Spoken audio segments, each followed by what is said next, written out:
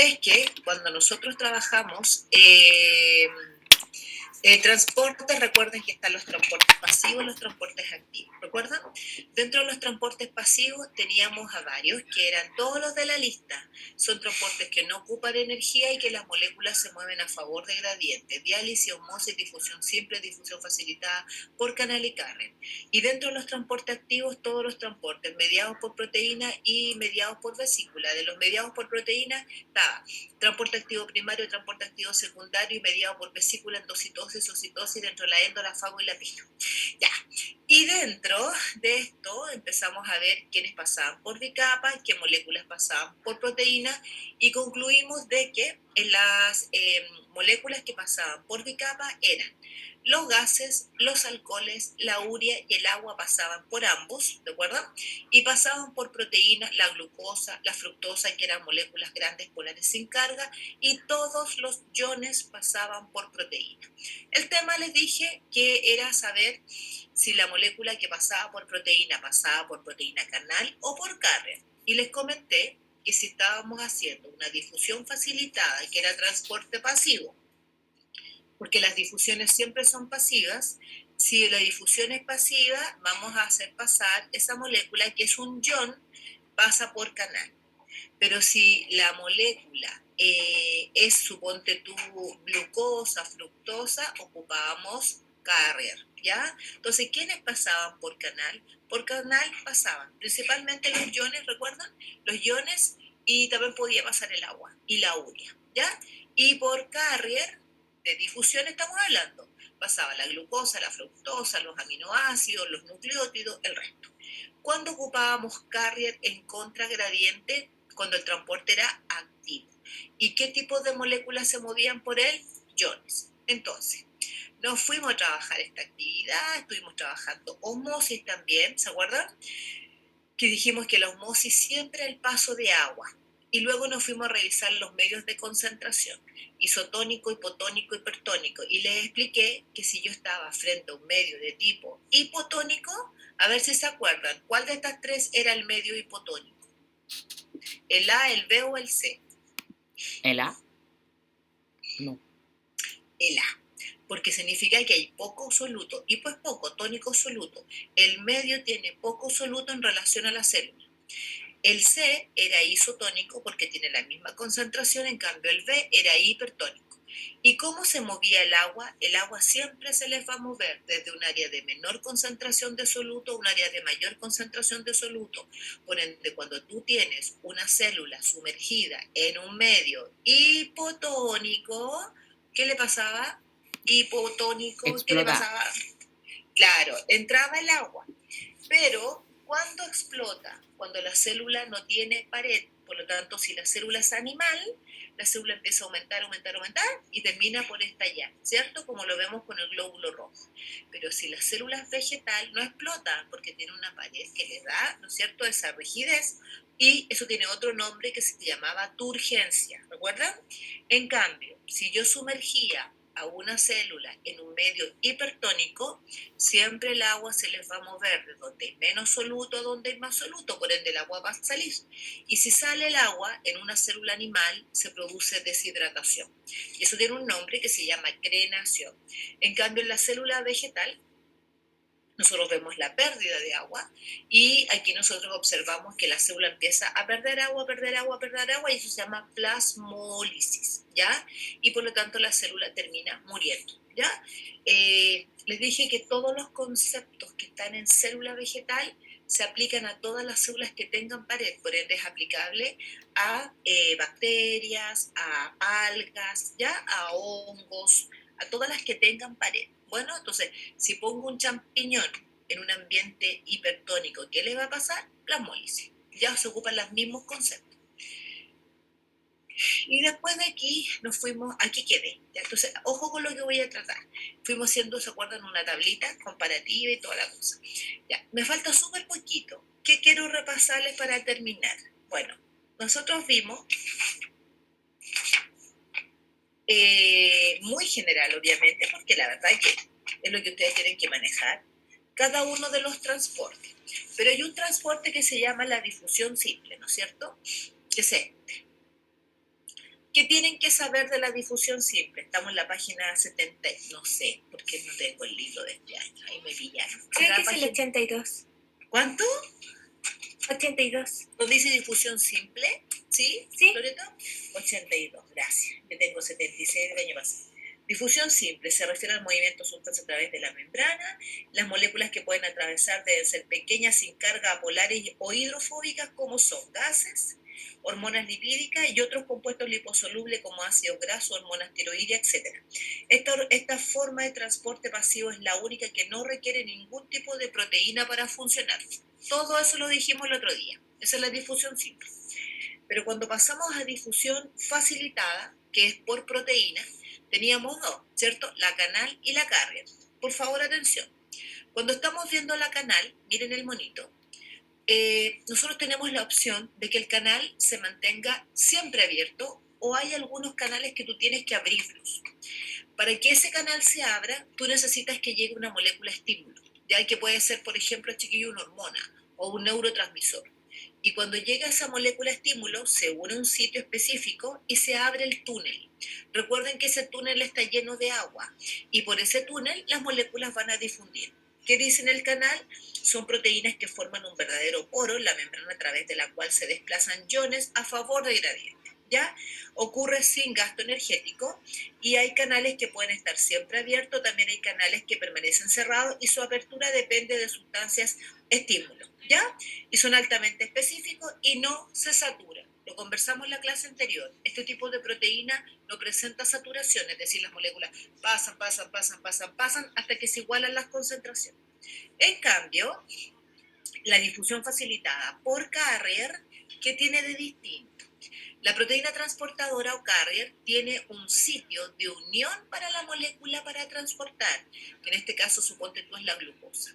La glucosa se une a la proteína, luego la proteína cambia la conformación, liberas la glucosa hacia el interior, mira, pero no hay gasto energético. Lo que sí te tienes que acordar que este tipo de transporte sí se satura. ¿Por qué? Porque como hay un sitio para poder ubicar a la molécula y transportarla, si ese sitio está ocupado, llega un momento en el cual el transporte presenta saturación. ¿Y qué significaba eso, profe? Significaba, miren por favor el dibujo, que yo voy a llegar a un límite donde voy a aumentar la velocidad de captación de la molécula, pero cuando estén todas mis proteínas carrier ocupadas, yo no voy a aumentar la velocidad, sino que la voy a mantener. Eso significa saturación, ¿ya? No significa que la proteína no siga transportando. Sigue transportando, pero obviamente si está ocupada, con todos sus sitios ocupados, no puede continuar aumentando la captación. Es decir, se mantiene constante. Eso se refiere a saturación. Y les explicaba que solamente eso se da cuando ocupas carrier, porque en los canales no ocurre. Ya. Luego, nos vamos ahora a revisar cómo funcionan las proteínas carrier, pero en transporte de tipo activo, ¿ya? ¿Dónde está eso? Lo vamos a trabajar en la página 80, no puede ser la 80, 82, 83, 84, 85, ¿puede ser la 86? Revísenme por favor el transporte activo. Sí, 86, ya. La proteína carrier que nosotros vemos acá, mírenme, aquí en este dibujo, lo voy a devolver para que se concentren, mírenme, esta es una proteína que también se puede ocupar en transporte activo, ¿ya? Que funciona como una verdadera bomba transportadora de iones. Por lo tanto, esta proteína que ustedes ven ahí va a transportar, mírenme, dos iones en contra de gradiente, ¿ya? Por ejemplo, miren acá, los iones son estos, es el sodio y el potasio. Si yo voy a transportar sodio, a ver, pésquenme para que me entiendan la idea. Voy a transportar sodio desde el medio extra al medio intracelular, voy de 150 a 10. Contéstenme ustedes, ¿voy a favor o voy en contra? De 150 a 10. ¿Voy? En contra. No, voy a favor, porque cuando voy desde un área de mayor concentración a un área de menor concentración, me mueve la corriente. Voy con el cardumen. ¿ya? Voy en el metro lleno y me bajan del metro, voy a favor. Por ende, cuando tú mueves de 150 a 10, vas a favor, no gastas energía.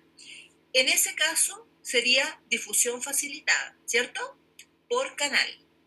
Pero si tú vas a transportar iones en contra de gradiente, me quiero subir, mírame, al metro solita, cuando todo el mundo se está bajando y yo voy en contra de la gradiente, vas a gastar energía.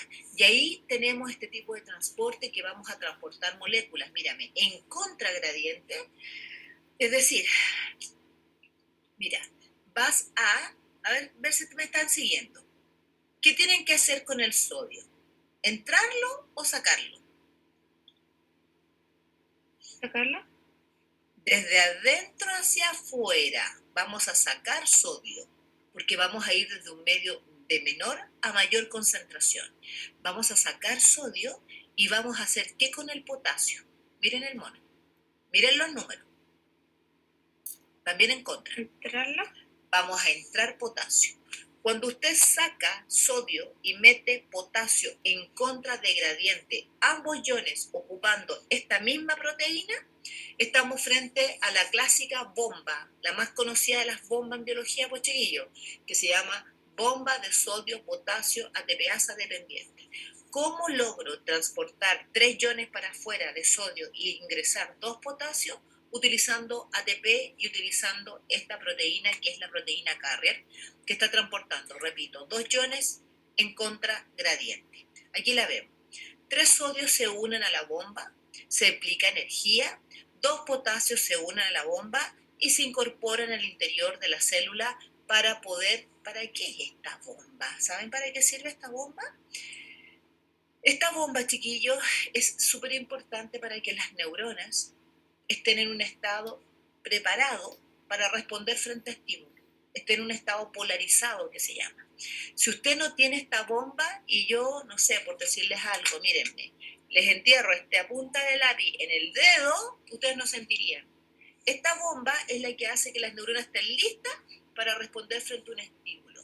Si ustedes no tuviesen esta bomba, no me podrían estar escuchando, porque si yo les mando este sonido, la neurona tiene que estar así, con esta bomba, manteniendo una cierta diferencia de potencial adentro y afuera para que mande el impulso nervioso. Por eso es que es tan importante que entiendan esta bomba. A usted no le entra el sistema nervioso, eso sí, ya, menos mal, pero esa es la importancia de esta bombita, es mantener a las membranas de las células nerviosas en un estado polarizado, ¿ya? Esa es la importancia.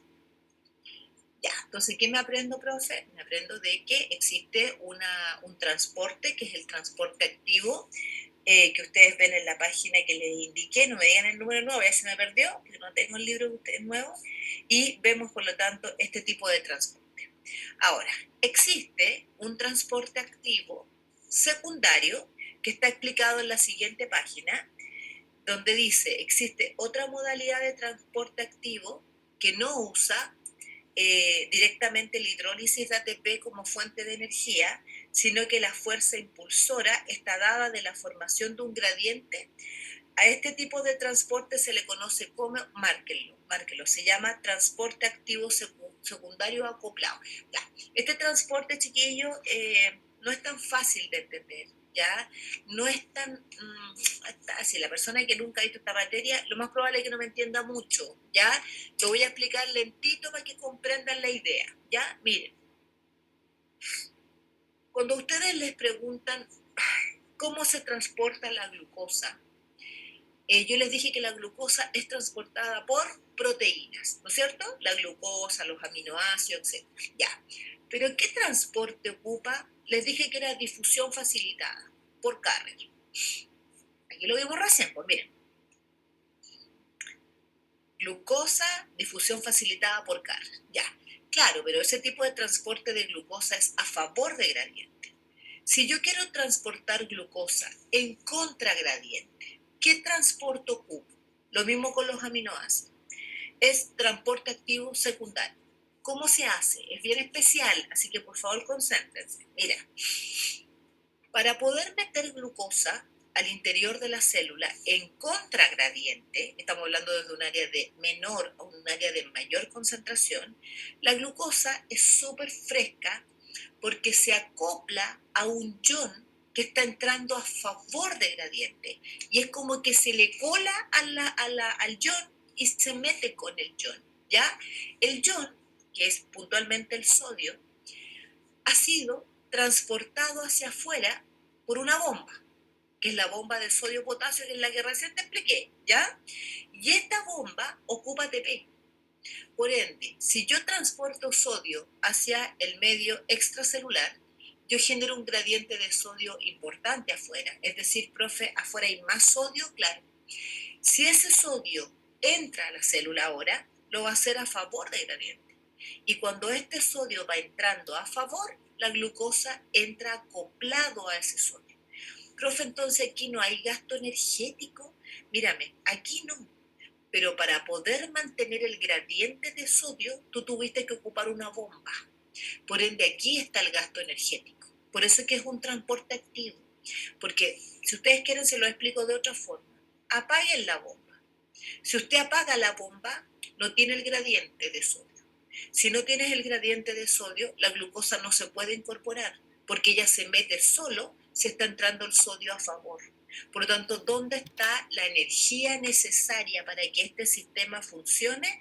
Es en la bomba, que está al ladito de la proteína que está transportando la glucosa, ¿ya?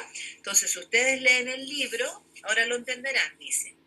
Esa diferencia de concentración es aprovechada por la célula para, marca, cotransportar dos sustancias simultáneamente. Este tipo de transporte se denomina transporte activo secundario y uno de los ejemplos está en las células intestinales al absorber glucosa en conjunto con sodio. Consecuencia de los gradientes generados por la bomba sodio-potasio TPasa, el sodio ingresa a favor de su gradiente y junto a él ingresa acopladamente la glucosa. La siguiente figura nos muestra un esquema de dicho ejemplo de transporte. ¿Se entendió? Contéstenme si no, ¿Profe? más o menos. Dígame. Es que si el sodio entra a favor del gradiente, entonces entrarían por un canal y saldrían por la bomba sodio y No, potasio. no. Lo que pasa es que lo que ocurre, mira, existen tres tipos de carriers. Hay carriers que transportan solo un soluto en una dirección, hay carriers que transportan dos solutos en una dirección y hay carriers que transportan dos solutos en direcciones distintas, ¿ya? En el caso de este tipo de proteína, esta, que es la bomba, es un carrier que transportan dos iones en distintas direcciones, un antiporte, así se llama, ¿ya? Pero acá tú sabes que los iones que son transportados a favor de gradiente, ¿cierto? Se transportan por canales. Lo expliqué hace un ratito. Pero resulta que aquí no va a poder ser transportado por un canal, porque como está acoplado a otra molécula, se va a ocupar un carrier que transporta dos moléculas juntas. Por ende, esto no va a ser una proteína canal, este va a ser un carrier sin portador, así se llama, que es un carrier que transporta dos moléculas en una misma dirección. ¿Dónde está eso en el libro? Devuélvanse, a ver, espérense. Miren la siguiente página. Ahí están los tres dibujitos. El primero, que transporta en una dirección, pónganle nombre, no tienen nombre esos monos. Pónganle al dibujo los nombres, vamos. ¿Encontraron? Sóplenme la página, por favor, chiquillos, donde dice cantidad de moléculas transportadas. 88. Página 88. Búsquense el primer dibujo y pónganle un soluto en una dirección y ponle uniporte. Así se llama ese carrier. Tipos de carrier, pongan. El segundo transporta dos moléculas en una misma dirección, se llama sinporte. Y el tercero, que transporta dos moléculas en direcciones opuestas, se llama antiporte. ¿Ya? Uniporte, sinporte y antiporte. Ahí tenemos los tres. Entonces, la bomba de sodio-potasio, ¿de cuál de esos tres es? Es un antiporte. Pero el que te estoy mostrando ahora es un sinportador. ¿Te fijas? Porque está transportando dos moléculas en una dirección. Ahí sí, Loreto, ¿se entiende? Sí, profe, muchas gracias. Ya. Ok. Ya. Y para terminar, vamos a ver los últimos transportes que nos quedan, que son los transportes donde hay membranas involucradas. Miren, me voy a devolver al mapa general para que vean dónde vamos. ¿Ah? Me va a demorar eso sí un poquitito, pero para que vean qué es lo que nos está faltando. Aquí, mírenme. Aquí. Vamos aquí. Nos vamos al transporte activo mediado por proteínas, transporte activo primario bomba, transporte activo secundario. Ahora nos vamos, mediado por vesículas. Aquí vamos a ver transportes donde no va a ser, mírenme, ni por proteína ni por bicapa. Aquí la membrana va a salir a incorporar los componentes desde el medio externo. ¿Eso puede hacerlo la célula? Por supuesto que sí, ¿ya? Estos transportes que son mediados por vesículas son con cambios estructurales. Tenemos dos grupos. Tenemos los que hacen endocitosis y los que hacen exocitosis. Los con endocitosis tenemos la fábula pino, así que nos vamos para allá.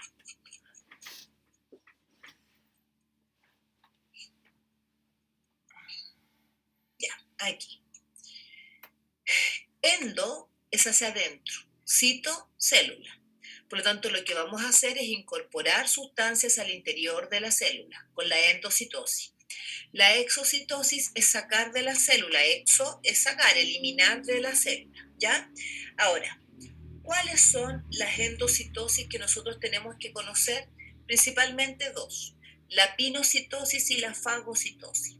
¿Cuál es la diferencia entre fagocitar y pinocitar?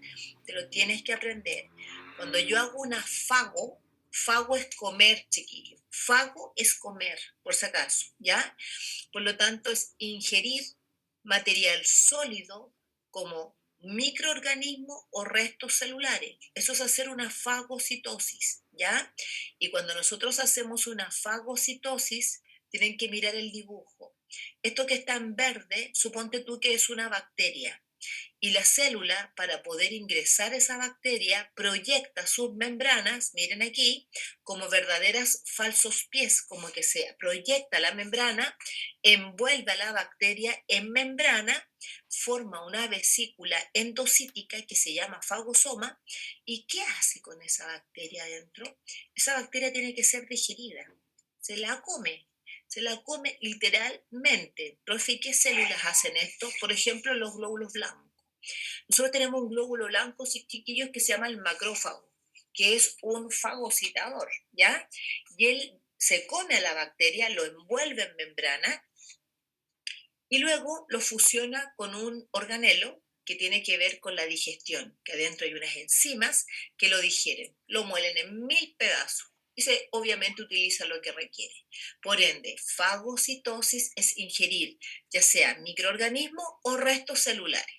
Ahí también lo estamos viendo en el dibujito, ¿ya?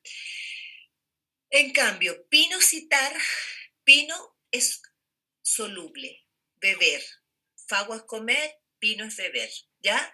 Es la ingestión de macromoléculas que están en solución. Gotitas de, es distinto.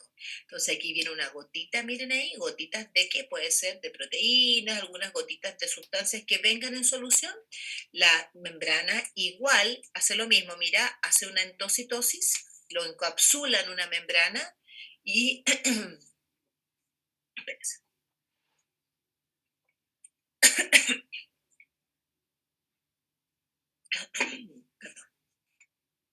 hablé mucho sin tragar salida, se me secó la garganta. Y se fusiona también con un organelo digestivo que permite la degradación de las sustancias que ingeriste, ¿ya? Y por lo tanto, luego esto permite su digestión tal cual como se los indico. Por lo tanto, estos son mecanismos de incorporación. Esto solo ocurre en animales, ¿ah? En los vegetales jamás van a ver esto. ¿Por qué? Porque hay pared. Y si hay pared, no pueden estar haciendo proyección de la membrana para tragarse cositas. ¿Ya? Jamás van a ver esto en plantas. Ok. Por ende, la endocitosis, mira, aquí veo cómo se están incorporando componentes y cuando hacemos exocitosis, eliminamos sustancias desde el interior. Entonces la pregunta es, ¿qué puede una célula exocitar? Mira, una exocitosis, no piensen por favor que son solo desechos. Se pueden exocitar muchas cosas, profe. ¿aquí hay gasto energético en esto? Sí, aunque usted no lo vea. El hecho de que existan proyecciones de membrana, que tengamos que estar fusionando la membrana para formar una vesícula, hay gasto de energía, ¿ya? Cuando yo exocito, ¿qué puedo exocitar? Siempre los alumnos me dicen desecho. Y le digo, ya, pero aparte de desecho, ¿qué otra cosa? No sé, pues, por ejemplo, si es una célula del páncreas, tal vez va a exocitar una hormona como la insulina. Si es una célula del testículo, tal vez va a exocitar hormonas lipídicas. Si es una célula de una neurona, tal vez va a exocitar al espacio sináptico entre las dos neuronas neurotransmisores. Por lo tanto, no piensen que son desechos. Quiero ver qué es lo que les pusieron en el libro de exocitosis. Dice, es la expulsión de sustancias a través de una vesícula. La vesícula se forma en el citoplasma y es llevada hasta la superficie donde el material es liberado. Si lo expulsado es un material de desecho, hablamos de exocitosis de excreción. Por lo contrario, si la sustancia expulsada se fabrica en el interior para ejercer su función fuera de la célula, ejemplo, marquen hormonas y neurotransmisores, hablamos de exocitosis de secreción. A pesar de sus diferencias, la endo y la exo comparte el hecho de requerir energía para la formación y transportar vesícula y también que ambas producen pequeñas variaciones en el área de la membrana. ¿A qué se refiere eso? A lo que les voy a mostrar en este video. Díganme si corre el video, por favor. ¿Está corriendo, no? No, ¿Ahora? casi.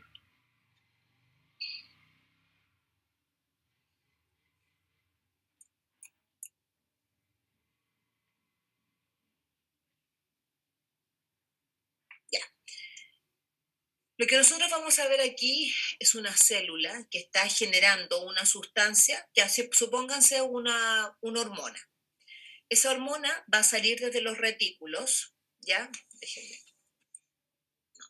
Y luego va a fusionarse, mírenme, a nivel de Golgi, se van a ir traspasando las moléculas. Y cuando tiene que ser exocitada esa sustancia, por favor, tomen atención aquí. Miren, esto es una membrana de Golgi que adentro trae la sustancia que tiene que exportar, ¿ya? Entonces, siempre las vesículas son golgianas, por si acaso, ¿eh? Todas las que vamos a exportar vienen de Golgi. Por lo tanto, fíjense lo que va a ocurrir aquí. Ya, esos puntitos son las hormonas. Esta es una vesícula que básicamente es membrana, que viene del aparato de Golgi. Y esta es la membrana plasmática. Ojo, por favor, con lo que va a pasar aquí, porque aquí ustedes van a ver cómo una vesícula se fusiona con la membrana y no es que salga hasta afuera con la membrana. Esto es muy bonito, miren.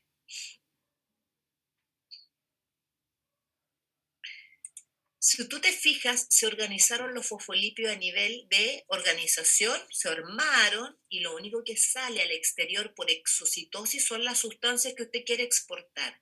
Por ende, cuando uno hace exocitosis, ¿qué le pasa a la membrana? La membrana crece, porque tú le estás dando un trocito de membrana, ¿se fijaron? Por eso es que hay un cambio en el tamaño membranal. Cuando hacemos exocitosis, la membrana crece. Miren ahora. Vamos a hacer una endocitosis ahora, miren. Vamos a incorporar sustancias. Fíjense en la membrana. Le robaste un pedacito de membrana cuando incorporaste esta sustancia. Es completamente lo opuesto. Cuando yo endocito, robo un trocito. Por lo tanto, cuando uno endocita, la membrana se achica. Y cuando exporta, la membrana se agranda. Y siempre hay gasto energético. ¿Ya? Por eso es que el comentario que dice ahí genera cambios en el tamaño de la membrana plasmática. ¿Ya? ¿Queda claro? Chiquillos, contéstenme, porque la única que veo a la Javi me contesta la pura Loreto y el Iván. Los demás, Sí, ¿queda todo claro? claro. Sí, los demás. Ya. Pucha. Ya. Nos vamos, no sé por qué se me cerró, espérense, porque yo la cerré ahí. Ya. Esto que ustedes ven aquí no me quiere abrir este video, no sé qué pasa, pero se los muestro. Eso que está ahí es una bacteria y este es un macrófago. Este macrófago anda detrás de la bacteria, corriendo detrás de la bacteria hasta que se la termina comiendo por fagocitosis, pero no se va a mover porque no sé qué pasó ahí. Ya, nosotros hicimos esta tablita, ¿sí o no, Javi? Mírame, en clase trabajamos esta tablita comparando, ¿no es cierto?, los distintos tipos de transporte, y lo que hicimos también fue esta actividad. Esta es la que no hemos hecho, que está en el libro de ustedes, para que cerremos el capítulo. Página, ¿me pueden buscar en qué página está esta tarea?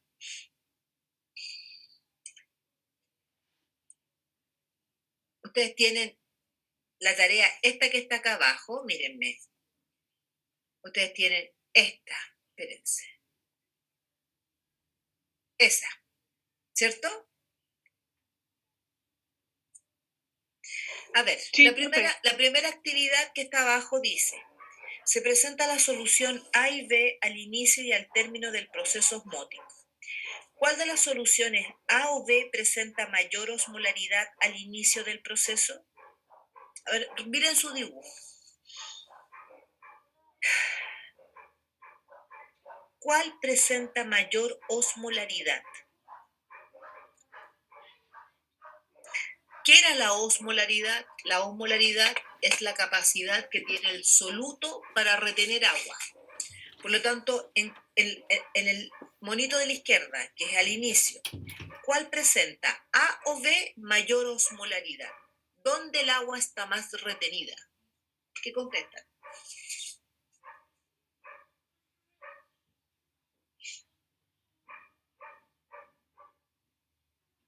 Contéstenme, pues, chiquillos, para ver si entendieron algo, para ver si entendieron la materia.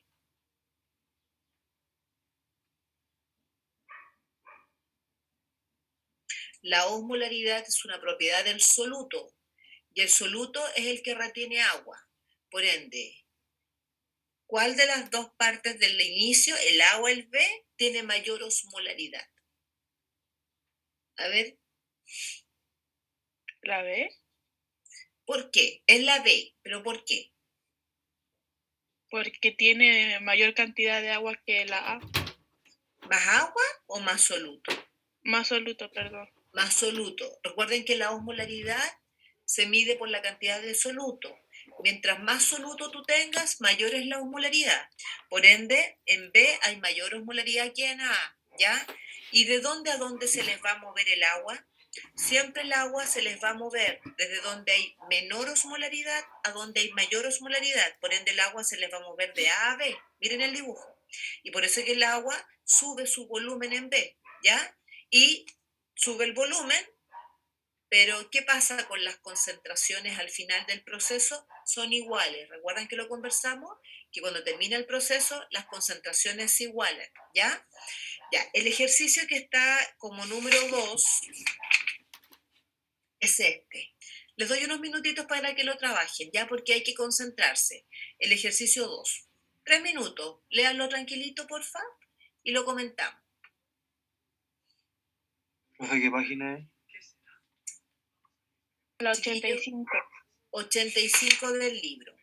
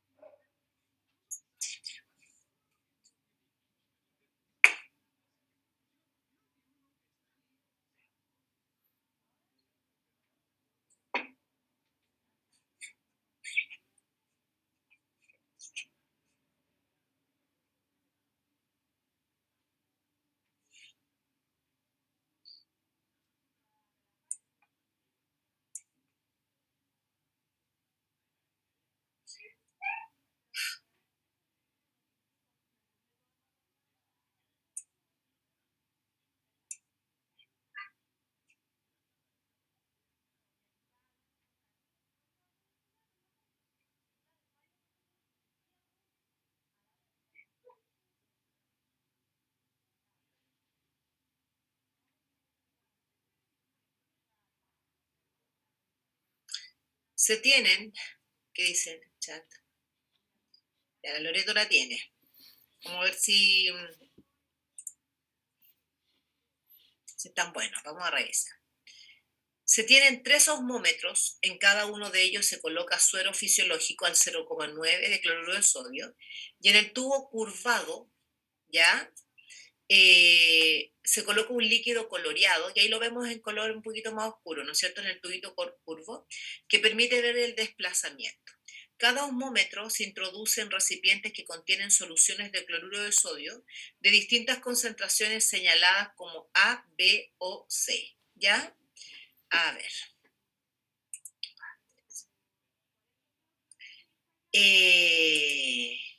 Ya. ¿Cómo yo puedo determinar cuál solución está en cada una de estos tubitos? Bueno, lo primero, lo más fácil. Si yo veo que el osmómetro fue sumergido en una solución y veo que el nivel se mantiene en equilibrio, es porque esta cuestión es isotónica, esa es la más fácil, ¿ya? Porque no se mueve ni más arriba ni más abajo. El tema es descubrir si este es hipertónico o este es hipertónico. Entonces, este primero, que ustedes ven acá, la solución es hipertónica, como bien dijo su compañera por chat. ¿Y por qué es hipertónica? ¿Me podrías explicar, Loreto? ¿Por qué esta solución es hipertónica? ¿Cómo te diste cuenta? Porque los niveles de concentración eran distintos, por lo que disminuyó ¿Disminuyó qué? su concentración. ¿Y cómo te diste cuenta en eso? Primero porque ¿cómo se llama esto? ¿El colorante? Sí, disminuyó. ¿Ya? Entonces eso significa que probablemente su soluto salió ¿Ya? ¿Y se movió hacia dónde? hacia afuera, ¿Hacia dónde? hacia afuera. Hacia el recipiente. Hacia el Eso. recipiente.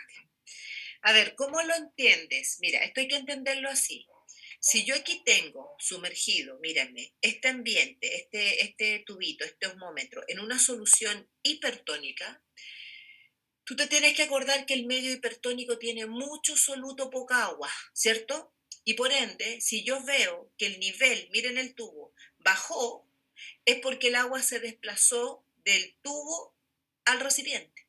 Por eso es que el nivel bajó. Y si el nivel bajó, es porque este medio era un medio hipertónico, porque si hubiese sido hipotónico, miren aquí, el agua hubiese subido desde un medio con poca concentración de soluto al osmómetro y el nivel del tubo hubiese subido. Porque recuerden que en los medios, repito, que son hipertónicos, hay mucho soluto, poca agua, y la tendencia del medio hipertónico es a qué? Es ¿a qué? ¿A captar agua o a liberar agua? Si el medio es hipertónico. Mírenme, en este caso, tiene poco soluto, por lo tanto poca agua, mucho soluto. Entonces el agua, ustedes saben que siempre se va a desplazar desde donde hay más agua a donde hay menos agua, y por ende el agua está en mayor cantidad en el tubito, o donde hay menos soluto a donde hay más soluto, hacia el recipiente. Por ende, las soluciones serían, repito, hipertónica para el primer recipiente, en el segundo isotónico y en el tercero sería hipotónico. Y parece que no les piden que lo diagramen, pero si tuviésemos que haber diagramado eso, el diagrama hubiese quedado así. Si hubiese sido, si reemplazaras el osmómetro por eritrocitos, ¿qué ocurriría? En cada caso esquematiza y representa la curva. Mira, si hubiese sido isotónica, mantiene el volumen. Si es de naturaleza hipertónica, baja el volumen de la célula. Y si es hipotónica, sube el volumen celular, ¿ya? ¿Y por qué sube? Porque efectivamente el agua ingresa. Acuérdense que cuando estamos en un ambiente hipotónico, el agua ingresa a la célula y el volumen celular obviamente aumenta, ¿ya? Ya, chiquillos. Nos vamos de acá a dónde? Vamos a cambiar de capítulo y nos vamos a ir a el nuevo capítulo que es organización interna celular. ¿Me pueden soplar por favor la página para no estar preguntando a cada rato? Organización interna celular.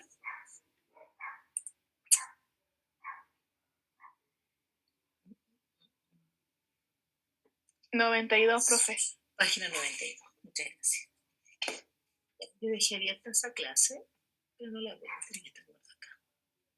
Ecología. Pirámides, eucarionte. A ver, esta.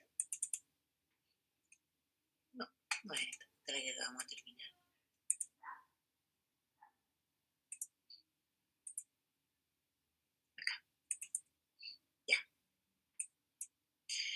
Con esto, ¿cuál es la dinámica de esta materia? Es así, no sé si han entendido cómo vamos. Partimos con límite. Vimos pared, vimos membrana, acabamos de terminar membrana, toda la importancia de la membrana, los transportes a través de membrana, y ahora nos vamos a ir a ver todo lo que es la organización interna de la célula eucariota, ¿ya?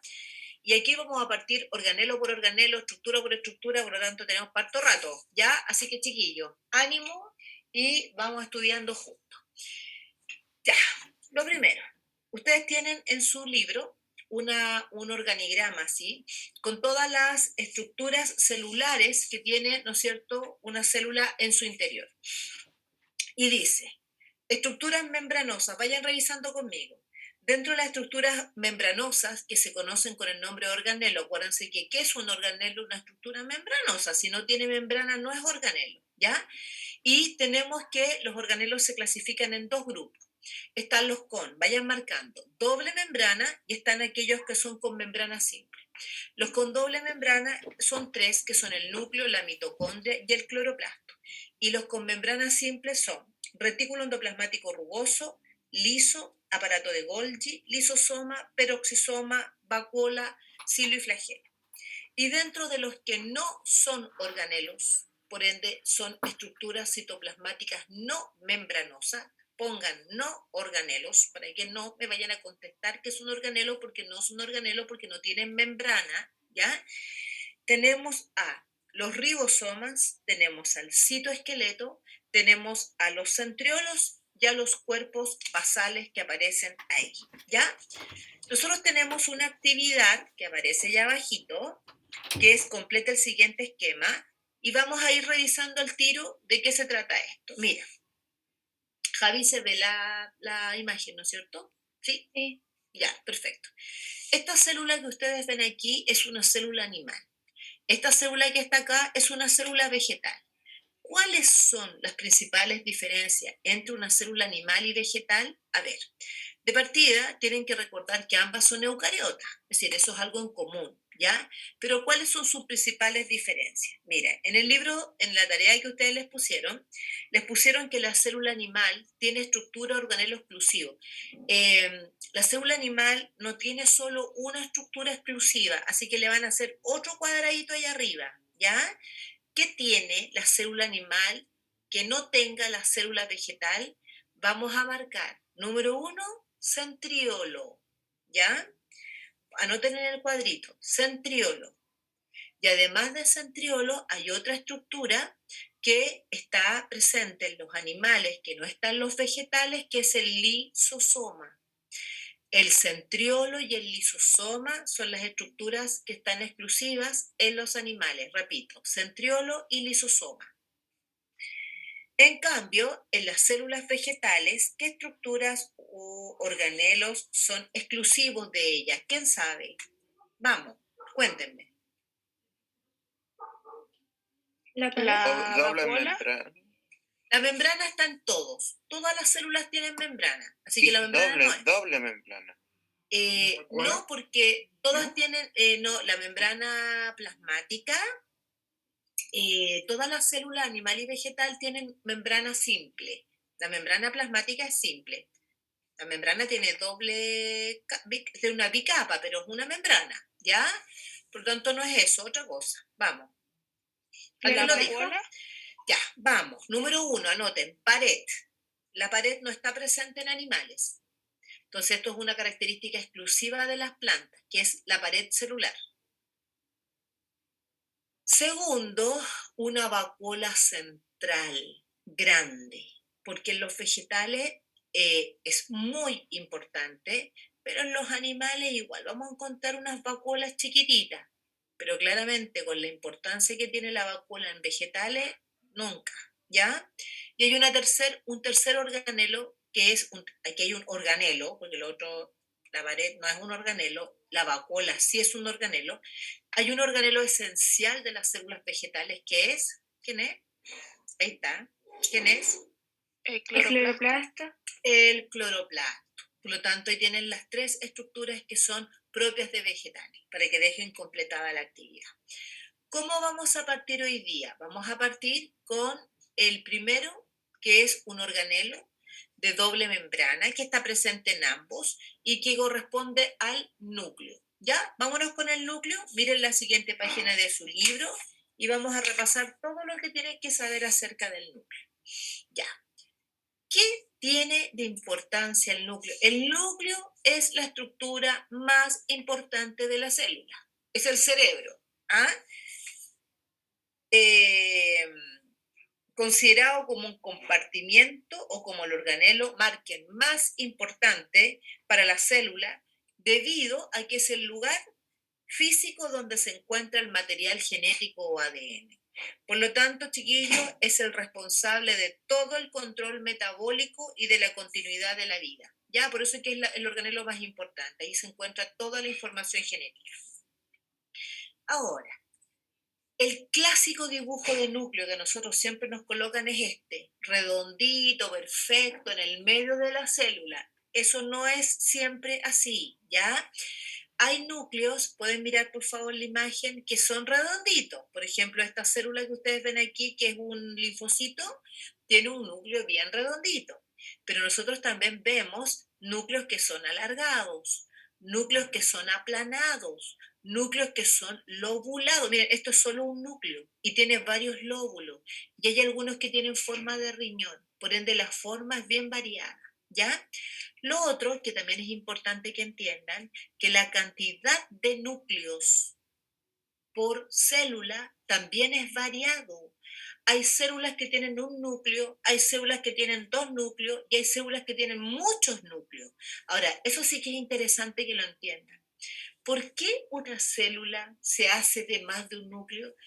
Bueno, cuando una célula está en una etapa de su vida que se llama interfase y la célula crece, si esa célula se da cuenta de que no logra abastecer todas las funciones que tiene como célula, la célula hace mitosis pero no estrangula su citoplasma y por lo tanto se queda con dos núcleos. Hace todas las etapas de la división, profase, metafase, anafase, telofase, mírenme, forma dos núcleos, pero en vez de estrangularse y dividirse en dos, se queda con dos núcleos.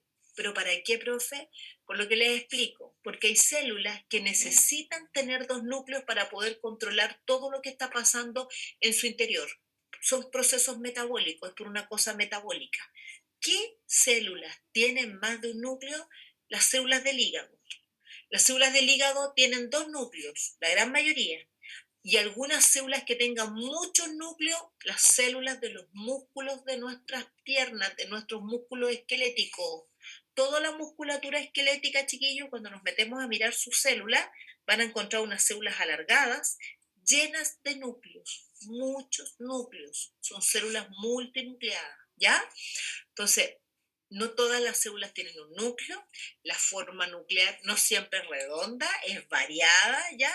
Y la célula cuando necesita más de un núcleo es por satisfacer sus funciones metabólicas. Ya, ¿qué tenemos que saber acerca del núcleo? Lo más importante es saber que está conformado, como acabamos de indicar, por una doble membrana. Por favor, pongan ojito en lo que les voy a indicar. Esto que está aquí, que estoy tocando con la flecha, es una membrana. Y ese que está afuera es otra membrana. Y esas membranas cada cierto intervalo se fusionan. No sé si entienden. Una membrana está hecha de una bicapa, ¿cierto? Y otra membrana de otra bicapa. Por ende hay 4 capas de fosfolípidos y se fusionan cada cierto intervalo. Por ende la membrana del núcleo no es una membrana continua, es discontinua y cada cierto intervalo ustedes van a encontrar, mírenme, unas zonas que se conocen con el nombre de poros nucleares, que son las zonas donde las membranas se fusionan. Esos poros, cuando uno saca una fotomicrografía por una técnica que es la criofractura nuclear, que se congela en las células, chiquillos, con frío, ya, obvio, congelan con frío, pero, y luego se sacan fotos y se van sacando las capas de la célula, el núcleo se ve, miren, con unos verdaderos hoyitos.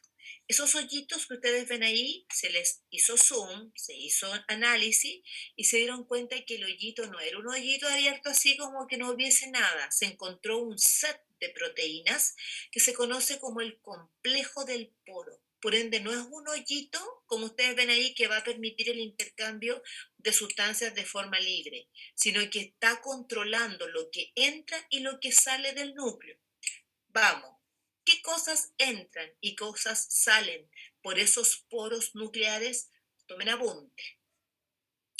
Estos poros van a permitir, por ejemplo, que sean exportados desde el núcleo a ARNs. Miren, es súper importante que recuerden que el ADN está metido en el núcleo, por ende no se les puede escapar el ADN por el poro no puede salir, pero sí pueden escaparse ARNs, porque los ARNs se forman en el núcleo y su función la desempeñan afuera del núcleo. Así que sí, tenemos que sacar ARNs, ¿ya? ¿Qué pueden entrar? Pueden entrar proteínas, ¿ya? Y moléculas pequeñas que se mueven en ambas direcciones. Por ende, ¿cómo es el movimiento a través del poro? El movimiento es bidireccional a través del poro nuclear. Se mueven sustancias hacia adentro y salen sustancias hacia afuera. La que no se les puede mover por el poro es el ADN. Eso, por favor, eso tienen que aprendérselo, ¿ya? Pero sí pueden salir ARNs y pueden entrar proteínas. Profe, ¿y entrar ARNs? No. Solo salir ARNs. Los ARNs se producen en el núcleo y salen, ¿ya? Las proteínas se producen en el citoplasma y pueden entrar al núcleo por el poro, ¿ya? Ok, sigo ahora. Ahí ustedes tienen en el libro separado, así miren, membrana nuclear, cromatina, cariolinfa y nucleolo. Yo lo tengo en una tablita, ¿ya? Voy a partir hablándoles primero de la membrana nuclear. Lo mismo que recién les dije. La membrana nuclear se le llama carioteca. Es doble, en su cara que mira hacia el citoplasma hay ribosoma. Profe, muéstremelo, esos puntitos negros que ven ahí pegaditos son ribosoma, que es un detalle, la verdad, chiquillos. Está atravesada por el complejo del poro, que es lo que estamos conversando en este momento, todas estas proteínas que forman ese set de regulación, lo que permite el transporte en ambas direcciones a través de la membrana nuclear, ¿ya? La cariolinfa, ¿qué es eso? Es el jugo que está dentro del núcleo. Hay un líquido, ¿ya? Que básicamente está hecho, ¿no es cierto?, en la parte líquida del núcleo, que contiene sales minerales, nucleótidos, ¿ya? Y varios componentes. Nada importante, la verdad, chiquillos. Eso jamás se los van a preguntar. Pero esto sí, la cromatina. En el libro de ustedes les pusieron la cromatina, las proteínas que se unen al ADN, bla, bla, bla, bla, bla. Les cuento. Déjenme ver si les colocaron algún dibujo. No, nada. Ya, miren aquí. Si ustedes se fijan, ¿qué hay dentro del núcleo? Siempre los alumnos me dicen, profe, yo veo puras manchas. Ya, todo eso que ustedes ven ahí es ADN, ¿ya? Pero el ADN en las células eucariotas, por favor tomen atención, no es un ADN no es un ADN libre, es un ADN que está acoplado a proteínas. Por lo tanto, este ADN se enrolla alrededor de unas proteínas que se llaman histonas. ¿Para qué? Porque miren, nosotros tenemos dentro de nuestro núcleo aproximadamente 2 metros de ADN.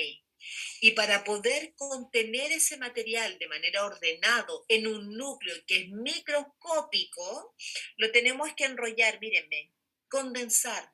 ¿Y cómo lo hacemos? El ADN se enrolla alrededor de estas proteínas, que son 8 proteínas que forman este set verde que ustedes ven ahí, que se llama el octámero de histona, y el ADN se empieza a enrollar, chiquitito, chiquitito, chiquitito, para formar los cromosomas. Y de esa manera nosotros organizamos los eucariontes a nuestro material genético.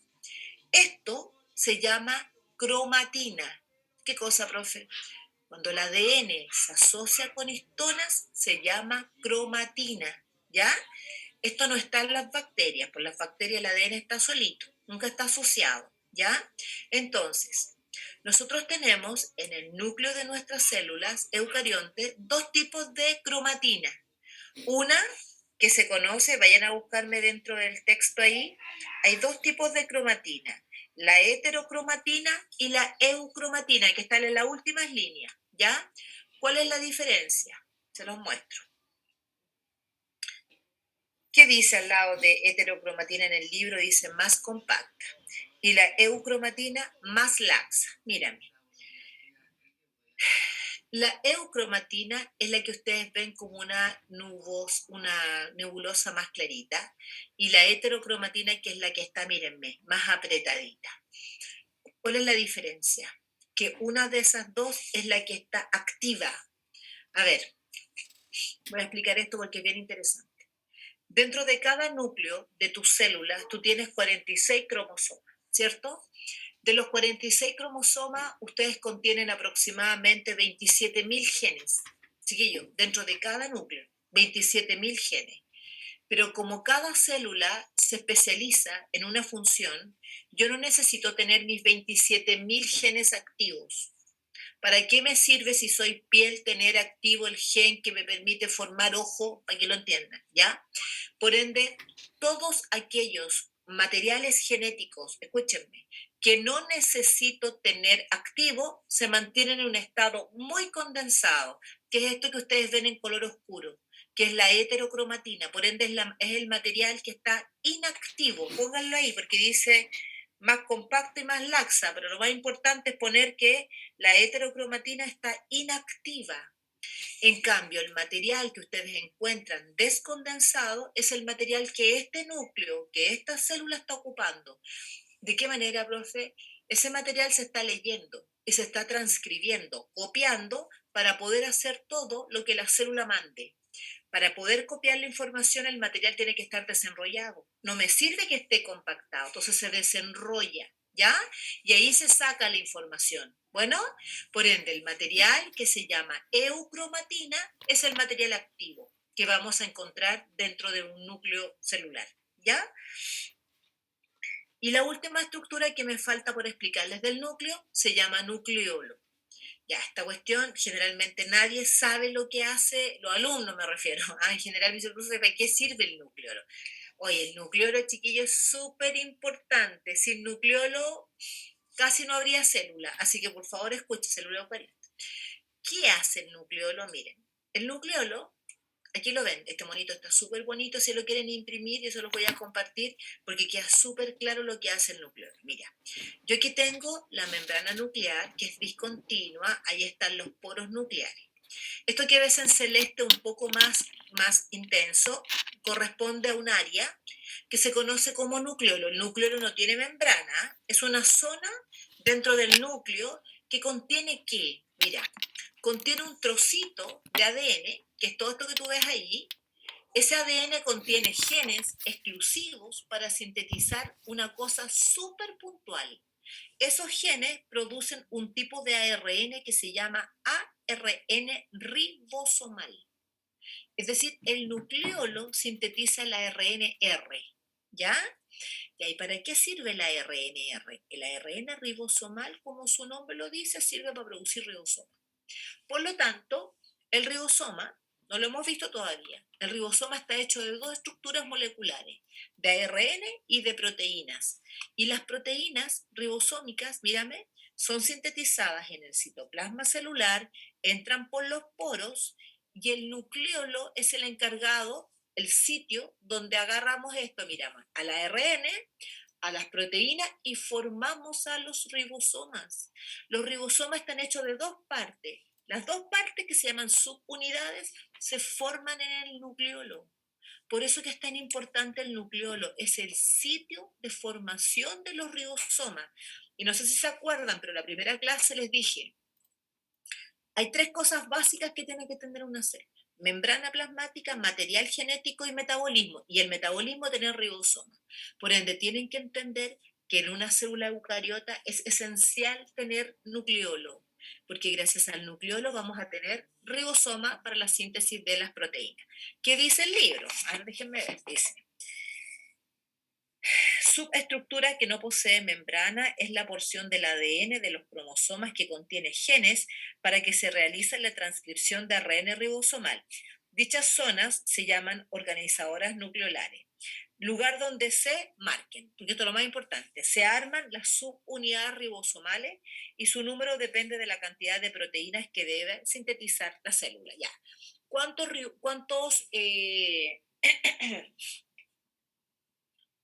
nucleolos puede tener un núcleo? Máximo 2, por si acaso. 1 o 2 nucleolos, no más. Pero si yo veo una célula que tiene 2 nucleolos, yo digo, esta célula está especializada en producir proteínas, porque efectivamente, recuerden que los ribosomas, esa es la pega que hacen, síntesis de proteínas, ¿ya? Principalmente. No, esa es su pega, síntesis de proteínas, formar proteínas, ¿ya? Ok. ¿Estamos claros con esto, chiquillos? ¿Alguna duda de todo lo que he hablado? ¿Alguna duda con el núcleo? ¿No? Profe, las cromatinas, no escuché bien la diferencia en eucromatina y heterocromatina. Ya, mira. La eucromatina, mira lo que dice aquí. Lee conmigo. La EU, que para nosotros la EU es la clarita, ¿ya? Tiene un aspecto granulación fina y homogénea, es más abundante en células que están en activa transcripción o de replicación de ADN. Esto requiere que la cromatina esté desenrollada, tal que exista el máximo contacto entre los compuestos del núcleo plasma con los sistemas enzimáticos para la lectura del código genético o sustancia a incorporar a las cadenas de ADN como los nucleótidos. Es decir, la eucromatina es la cromatina que está activa, es el ADN que está activo dentro del núcleo, que se está trabajando con ese ADN. Por eso que lo encuentras en un estado descondensado, por eso que lo ves clarito, porque está desenrollado. En cambio, la otra, que es la heterocrimatina, que es la que está oscura, es porque está en un estado muy condensado. Y por ende, mira lo que dice, es la forma condensada en que se organiza la cromatina, se ve como manchas densas, frecuentemente está adherida a la membrana, y la hetero es considerada inactiva desde el punto de vista transcripcional. Es decir, no está funcional, no está, a ver para que lo entienda, no está generando ninguna expresión génica. Es ADN que está, nosotros le decimos apagado, material apagado, que no está siendo ocupado. ¿Ya? Ahí sí. Es como que le da forma al núcleo. El material genético. Lo que pasa es que sí, porque igual es material, pero lo más importante es lo que contiene ese material, que son los genes. Aquí está todo este material que ustedes ven aquí, es esto, miren, es esto, que está metido dentro del núcleo, ¿ya? Y que contiene los genes de la información que ustedes tienen para hacer todo lo que hacen, ¿ya? Toda la información genética. Nos vamos ahora con 2 organelos que vamos a trabajar, que es la mitocondria y el cloroplasto, que vamos a trabajar a continuación. Ojalá podamos terminar por lo menos viendo lo que es anatomía de estos 2 organelos.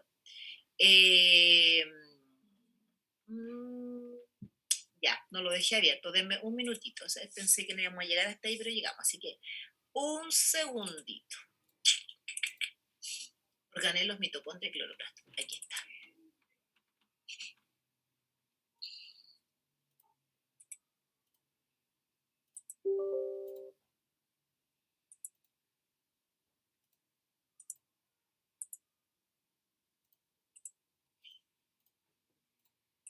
Aquí estamos, chiquillos. Ya. Ahí está. Ya. Los siguientes 2 organelos que vamos a ver es la mitocondria y el cloroplasto. Miren por favor su libro. Sale bien poquito en el libro, la verdad. Pero vamos a partir primero con la mitocondria. Ya. Miren porfa, ¿en qué página estaríamos viendo mitocondria? 94. 93, 94. Ya. En el dibujo que ustedes tienen aparecen algunas estructuras, ¿sí? Pero vamos a agregar algunas más, ¿ya? Así que por favor atención, porque hay que aprenderse, ¿qué hay que aprenderse, profe? Las partes de la mitocondria. ¿Y para qué sirve la mitocondria? ¿Ya? Ok. La mitocondria, como les dije, es un organelo de doble membrana, por lo tanto tiene membrana externa, membrana interna, que eso salen en el dibujo. El espacio entre las dos membranas se llama espacio intermembranal o cámara externa, pero ahí dice espacio intermembrana. Y si nos vamos a analizar, miren el dibujo acá, este es el dibujo que más claramente muestra todo lo que tienen que saber. Ya por si acaso, este mono que está aquí. La membrana interna, fíjate, se proyecta hacia el interior formando unas verdaderas crestas de gallo. Esas crestas, si ustedes le hacen un zoom, miren aquí, están llenas de unas cositas que parecen fosforitos. Esas cositas, chiquillos, se llaman botones respiratorios. Ya, miren en su dibujo y se van a dar cuenta que eso no está en el dibujo. Por lo tanto, váyanse a una cresta, dibujen una cresta o en una cresta misma que están ahí, háganle botones respiratorios. Esos botoncitos que ustedes ven ahí, esas como palitos con cabecita. Eso es lo más importante de la mitocondria. El botón respiratorio y en el dibujo no está. ¿Por qué es lo más importante, profe? Porque esa cosita es la que produce el ATP, el botón respiratorio. ¿Ya? Es ahí donde se produce la gran mayoría de las moléculas de ATP, porque adentro de ese botón hay una enzima, ¿ya? Que se llama ATP sintetasa. Es la que sintetiza ATP.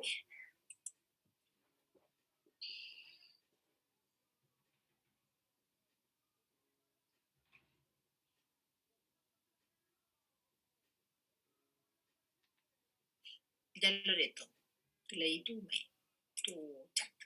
No hay problema. Ahora, si ustedes se van al interior de la mitocondria, ustedes van a encontrar un citoplasma, pero aquí no se puede hablar de citoplasma y se le llama matriz. Sale en el dibujo de ustedes. Cuando yo les diga, vámonos a la matriz mitocondrial es como el citoplasma de la mitocondria, ¿ya? Luego vamos a revisar qué más hay dentro de la mitocondria. Ustedes van a encontrar un ADN, mírenlo.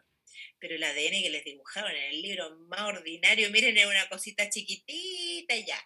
Ese ADN que ustedes ven ahí es un ADN circular, anótenlo, circular desnudo. Escriben eso ahí con ese ADN, es circular desnudo. Profe, ¿qué significa que sea circular?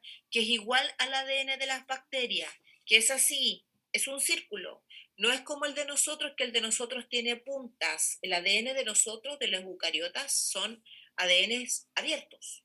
Las células bacterianas tienen ADN circulares y son ADN circulares. ¿Y por qué desnudos? Porque no tienen histonas.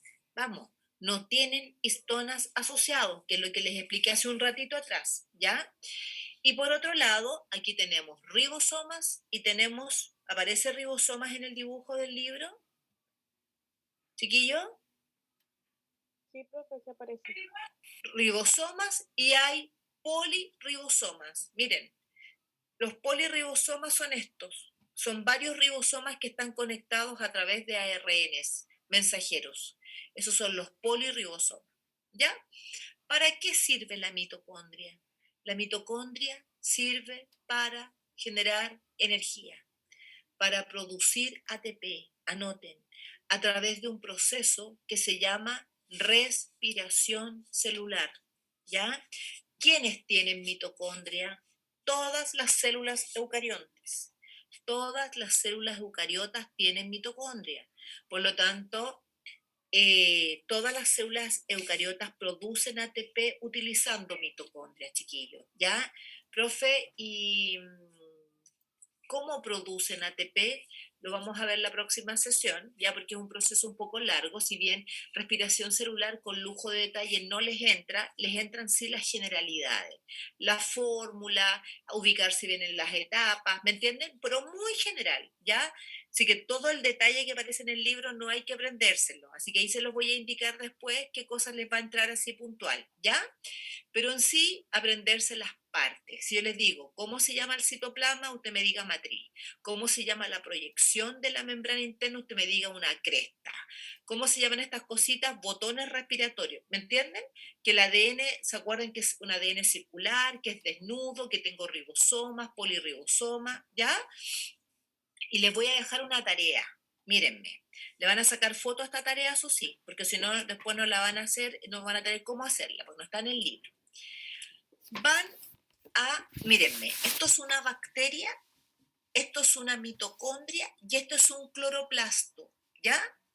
Y van a tratar de investigar quiénes tienen cada una de las cosas que yo les fui colocando acá al lado. Esto es una tarea, ¿eh? Porque de verdad lo pueden sacar con los dibujos y también con el libro, pero es cosa de que se sienten a trabajar. Entonces, la bacteria tiene ADN circular cerrado y le van colocando check. Sí, no, sí, ya, y van mirando, repito, la bacteria, la mitocondria y el cloroplasto respectivamente.